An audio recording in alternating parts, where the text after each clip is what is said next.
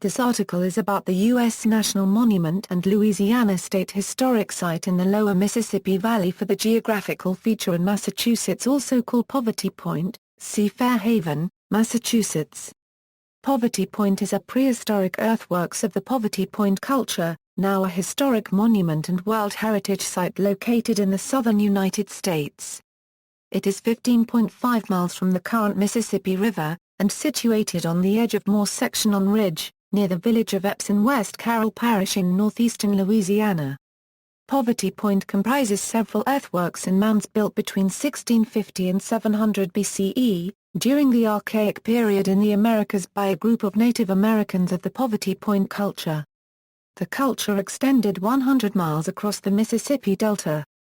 The original purposes of Poverty Point have not been determined by archaeologists, although they have proposed various possibilities, including that it was a settlement, a trading center, and/or a ceremonial religious complex.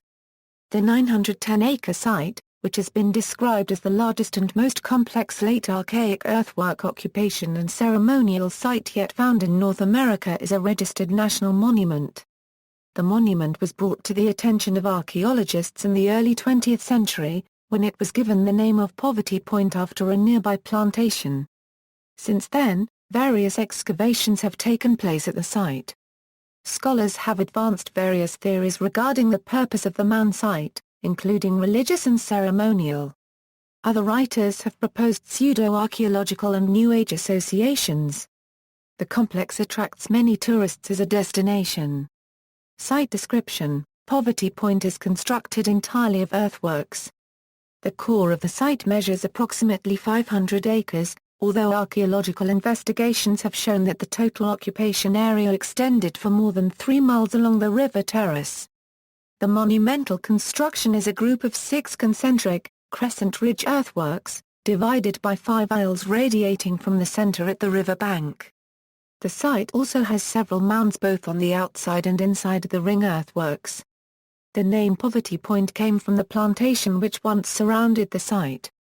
UNESCO World Heritage Site designation equals. In January 2013, the United States Department of the Interior nominated Poverty Point for inclusion on the UNESCO World Heritage List. State Senator Francis C. Thompson of Delhi in Richland Parish said the matter is not just a local or even state issue, but of international importance. The prestige of having a World Heritage Site in our region and state would be of great significance both culturally and economically.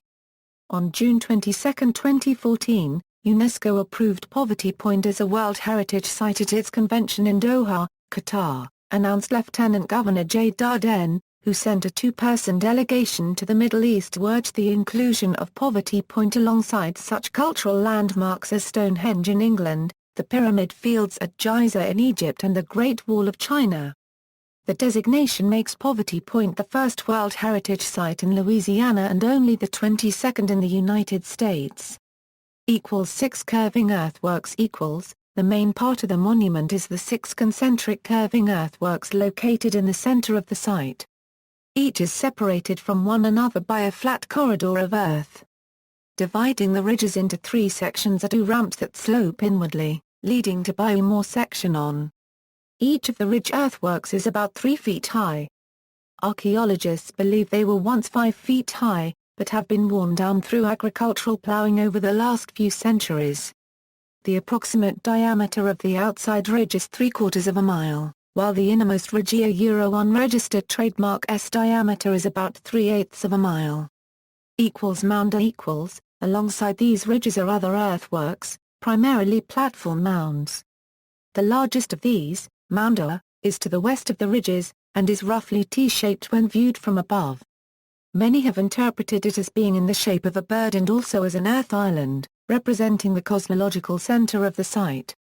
Researchers have learned that Mound A was constructed quickly, probably over a period of less than 3 months. Prior to construction, the vegetation covering the site was burned. According to radiocarbon analysis, this burning occurred between approximately 1450 and 1250 BCE. Workers immediately covered the area with a cap of silt, followed quickly by the main construction effort. There are no signs of construction phases or weathering of the mound fill even at microscopic levels, indicating the construction proceeded in a single massive effort over a short period. In total volume, Mound A is made up of approximately 238,000 cubic meters of fill, making it the second largest earthen mound in eastern North America. It is second in overall size to the later Mississippian culture Monk's Mound at Cahokia, built beginning about 950 to 1000 CE in present-day Illinois. Mounds A, B and E lie on a north-south line. A low-elevation barrow pit, which sometimes carries running water, is located between Mounds A and B. Presumably the Poverty Point people carried dirt from this area to build the mounds. Mound B Mound B, a platform mound, is located north and west of the rings. Below the mound was found a human bone interred with ashes, a likely indication of cremation, suggesting that this might have been a burial mound, or the individual may have been a victim of human sacrifice. Past Mound B is the Nature Watch, where visitors have observed local animals, including foxes, snakes, white-tailed deer, armadillos, raccoon, and squirrels. An occasional black bear has been spotted here too. Past the Nature Watch are the northwestern ridges, a wave-like appearance of ridged embankments, some 2 or 3 feet in height. North America's only native bamboo, Arundinaria gigantee or switch cane from this area, grew in thick stands known as canebrakes, and were used by early peoples to make baskets and arrow shafts. Mound C Mound C is the only one inside the plaza area of the historic site. It is 6.5 feet tall. The depression that divides the mound was caused by a 19th-century wagon road which proceeded northward to the old town of Floyd, Louisiana. The mound is believed to have been constructed circa 1550 BCE in 16 stages of development. The 16th level gave the mound its final dome shape. Mound E the Ball-Coot Mound, which is also a platform mound, is so called because 2 shallow depressions on its flattened top reminded some archaeologists of playing areas in front of outdoor basketball goals, not because they had any revelation about Poverty Point sports scene. Dunbar and Lower Jackson Mounds within the enclosure created by the curving earthworks, 2 additional platform mounds were located. The Dunbar Mound had various pieces of chipped precious stones upon it, indicating that people used to sit atop it and make jewelry. South of the site center is the Lower Jackson Mound, which is believed to be the oldest of all the earthworks at the site. In the southern edge of the site, the Motley Mound rises 51 feet. The conical mound is circular and reaches a height of 24.5 feet. These 3 platform mounds are much smaller than the other mounds. History Construction Poverty Point was not constructed all at once, but appears to have been built up over a period of centuries or even millennia, as additions were made by successive generations. Excavations in 2009 by the University of Louisiana at Monroe and Mississippi State University have revealed evidence that wooden post-circular structures 80 to 160 feet wide had been built in the plaza area. Whether these features were contemporary with other constructions at the site is not currently known.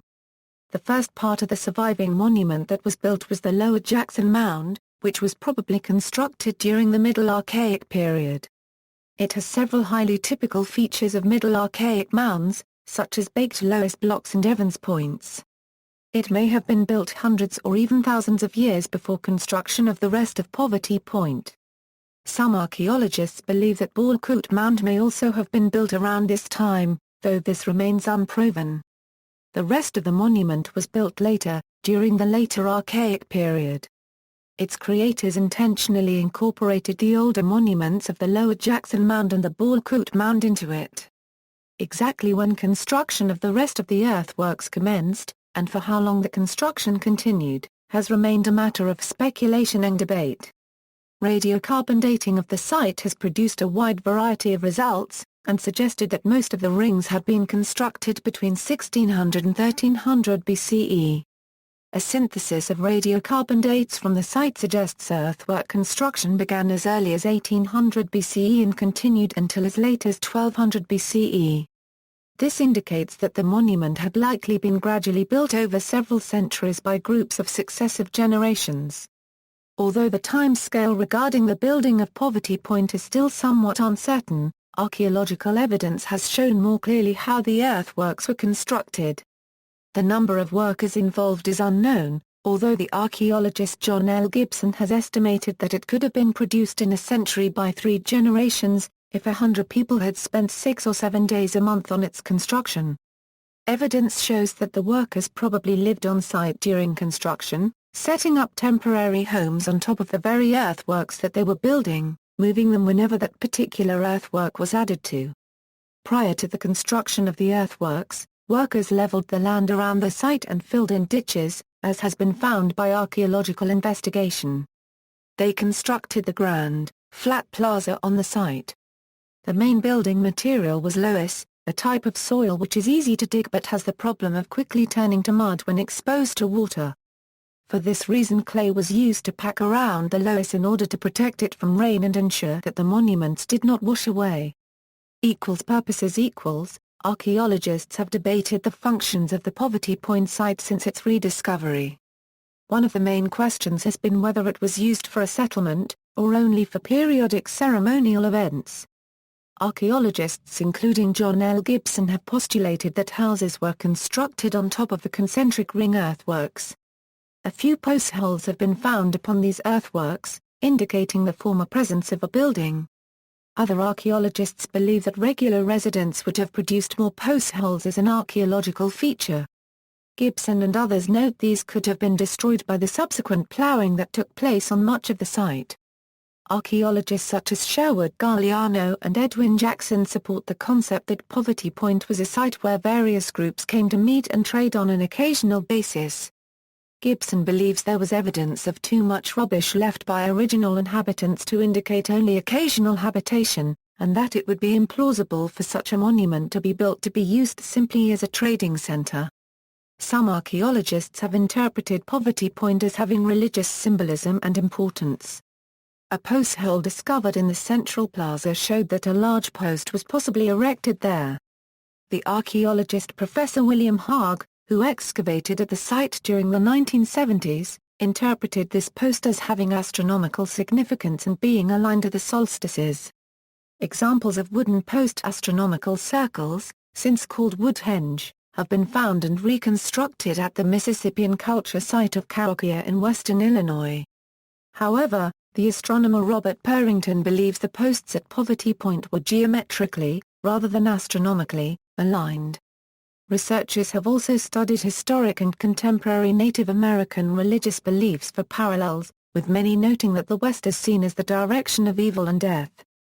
Gibson believed that the rings were built with their arcs against the West to keep malevolent spirits out of the complex. Poverty Point people equals. The Poverty Point culture people who constructed Poverty Point were hunter-gatherers rather than agriculturalists. They are a rare example of a complex hunter-gatherer society that constructed large-scale monuments.